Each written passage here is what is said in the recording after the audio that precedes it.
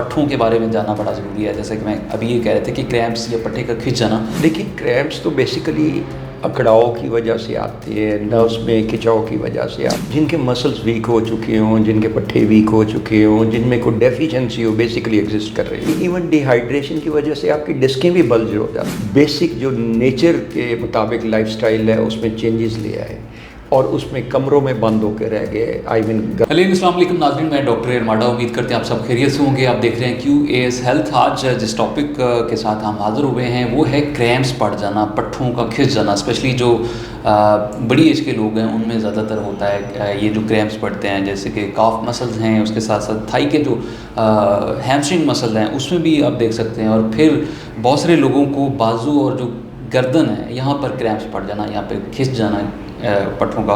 तो ये हम जानेंगे कि इसकी असल वजह क्या है, उसके पीछे क्या मुहर्रिकात हैं, उसकी कितनी इकसाम है और इसको किस तरह से हम ट्रीट कर सकते हैं। और ज़्यादातर जो हम देखते हैं कि क्रैम्प्स पड़ने की वजूहात किन लोगों में, स्पेशली एथलीट्स की अगर हम बात करें तो वो ज़्यादा जब उनकी एक्सरसाइज कर रहे होते हैं तो कुछ लोग जो है वो वार्म अप नहीं करते जिसकी वजह से क्रैम्प्स पड़ना शुरू हो जाते हैं। तो आइए आज हम जानते हैं, हमारे साथ मौजूद है एक ऐसी पर्सनैलिटी जो किसी तारुफ के मोहताज नहीं, doctor colonel Javed Mirza, chiropractor हैं। डॉक्टर साहब बहुत शुक्रिया फॉर द टाइम। डॉक्टर साहब पट्ठों के बारे में जानना बड़ा ज़रूरी है। जैसे कि मैं अभी ये कह रहे थे कि क्रैम्प्स या पट्टे का खिंच जाना, असल वजह क्या है आप समझते हैं? जी डॉक्टर साहब, उसमें पहली गुजारिश तो मैं ये करूँगा कि ये अक्सर ऐसे लोगों को आता है या तो एज में होते हैं, लेट्स से अबव 50, या उन लोगों को जिनके मसल्स वीक हो चुके हों, जिनके पट्टे वीक हो चुके हों, जिनमें कोई डेफिशिएंसी हो बेसिकली एग्जिस्ट कर रही है। फॉर एग्जांपल लेट्स से कि किसी में कैल्शियम की ही डेफिशिएंसी हो गई तो उससे भी क्रैम्प्स आएंगे।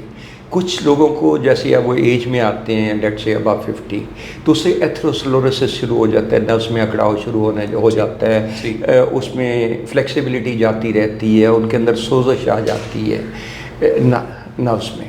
तो वो जब आती है तो उसमें बेसिकली ब्लड सर्कुलेशन जब अफेक्ट होती है और अकड़ाव आता है तो वो ऐसे लोगों को अक्सर क्रैम्प्स पड़ जाते हैं जब ब्लड सर्कुलेशन मुतासर होगी या नर्व्स उसकी जो सर्कुलेट करना चाहिए उसमें और डेफिशिएंसी एग्जिस्ट कर रही होगी तो ऐसे लोगों को अक्सर ये प्रॉब्लम हो जाता है।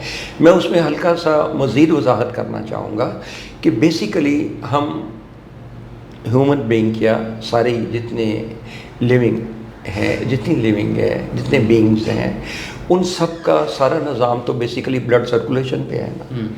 और नर्वस सिस्टम के if you recall, if you just आप अपने नाज़रीन को दिखाना चाहें तो नर्वस सिस्टम के बेसिकली 3 ही हिस्से हैं ना, brain being the head of the nervous system, spinal cord and spinal nerves. और चूँकि पांचों सेंसेस जिनकी मदद से हम देखते, सुनते, चखते, स्मेल और ये सारा कुछ बेसिकली कंट्रोल दिमाग करते हैं through spinal cord. Through spinal cord इस तरह के न्यूरॉन्स जो हैं वो दिमाग के रास्ते स्पाइनल कॉर्ड से आते हैं। उसमें प्रॉब्लम उस वक्त स्टार्ट हो जाता है जब ये स्ट्रक्चर जिस पे हम खड़े हैं, दैट इज़ बोन स्ट्रक्चर है ना बेसिकली, उसमें जब वीकनेस आने लगती है। ये bone structure basically comprises of 7 things. Calcium, vitamin D interact करती है जब कैल्शियम के साथ, तो only then it, magnesium, phosphorus, silicon, copper and fluoride. बढ़ती उम्र में ये चीज़ें आमतौर पे जब फ्लक्चुएशन आती है या कोई आजकल जैसे आज साइंस ने डेवलपमेंट की, अक्सर बच्चे आप देखेंगे कि फील्ड में खेलने के बजाय आप देखते हैं कि बहुत ज़्यादा परसेंटेज ऐसी है जो कि घरों में बैठना पसंद करती, कंप्यूटर पे बैठ के, मोबाइल पे बैठ के खेलना, वो लाइफस्टाइल कंप्लीट चेंज हो गया। जब उनमें इवन विटामिन डी की कमी आएगी, that is from basically from the sun rays, जब वो कमी आएगी तो calcium will not get be able to get absorbed in the bones.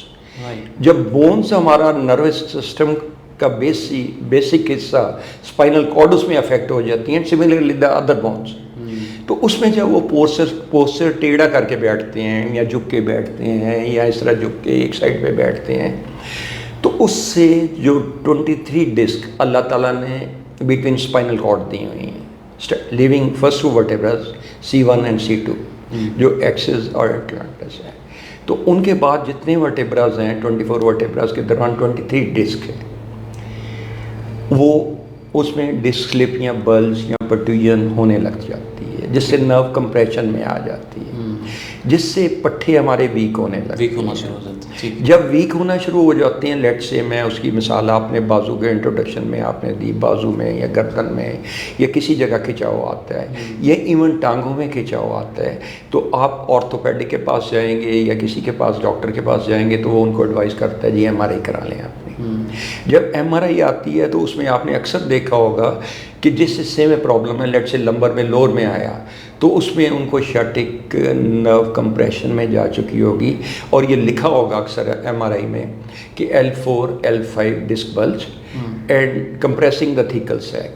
Similarly अगर किसी के गर्दन, कंधों, बाजों में दर्द आया तो उसकी MRI में लिखा आएगा C6 या दूसरे वर्टेब्रास जो हैं उनके डिस्क बल्ज है and thecal sac is under compression. जब ये सूरत हाल होती है तो उस सूरत में पट्टे तो वीक होंगे ना। फिर जब पट्टे वीक होंगे तो फिर एज का लिहाज नहीं रहता, वो जिस एज में भी ये प्रॉब्लम आएगा उसमें फिर ये क्रैम्प्स और पट्टों में दर्द और खिंचाव और ये प्रॉब्लम शुरू होना। अच्छा डॉक्टर साहब, कुछ लोग कहते हैं कि इसके एग्जाम भी होते हैं, तो मैं ये जानना चाह रहा हूँ कि किस किस्म के ये क्रैम्प्स होते हैं इनिशियली जिसको आप टारगेट करते हैं? देखिए, क्रैम्प्स तो बेसिकली अकड़ाव की वजह से आती है, नर्व्स में खिंचाव की वजह से आते हैं बेसिकली, और आम तौर पे ये लेग्स का एरिया और लोअर बैक का एरिया ज़्यादा मुतासर होता है। दैट इज़ लंबर एरिया, जहाँ से लंबर से इनिशिएट होते हैं 5 वर्टेब्रा से, और लेग्स पूरी जो एड़ी के नीचे तक अब आपकी शार्टिक नर्व्स जाती हैं S1 to S5। जब उसमें प्रॉब्लम आता है तो उसके बाद ये प्रॉब्लम शुरू हो जाता है। अच्छा, थोड़ा सा ये भी बताएं कि ये भी कहा जाता है कि डिहाइड्रेशन की वजह से भी क्रैम्प्स पड़ना शुरू हो जाते हैं, तो क्या हकीकत है कि डिहाइड्रेशन लीड्स करती है टू द? डेफिनेटली वो ना सिर्फ क्रैम्प्स पड़ेंगे बल्कि इवन डिहाइड्रेशन की वजह से आपकी डिस्कें भी बल्ज हो जाती हैं। इवन MRI में कुछ जगह पे लिखा होता है कि डिहाइड्रेटेड डिस्क। अच्छा, हाँ, तो वो डिस्क भी अफेक्ट होगी और क्रैम्प्स भी पड़ेंगे, क्योंकि हमारी जो बेसिकली नर्व्स हैं इनकी जो लाइफ है ये ताज़िंदगी है।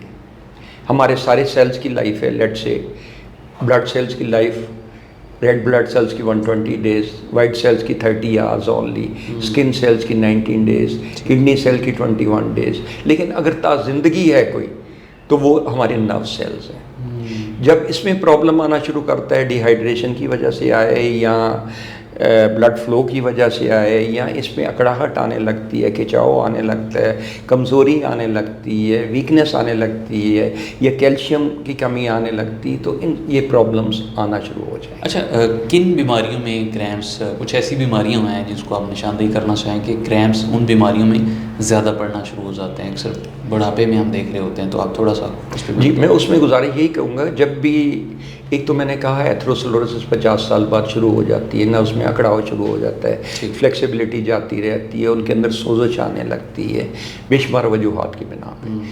तो उनके अंदर जब सोजश आने लगती है तो फिर उनकी वीकनेस तो स्टार्ट हो जाती है ना, जो उनके कनेक्टेड नर्व्स हैं उनमें भी आएगा, वेन्स में भी आएगी, वीकनेस आएगी। तो ये बेसिकली जो पांचों लोअर पार्ट में, that is below the naval, जितना एरिया है that is affected from the lumbar spine, पांचों वही वर्टेब्रास इनको डील करते हैं।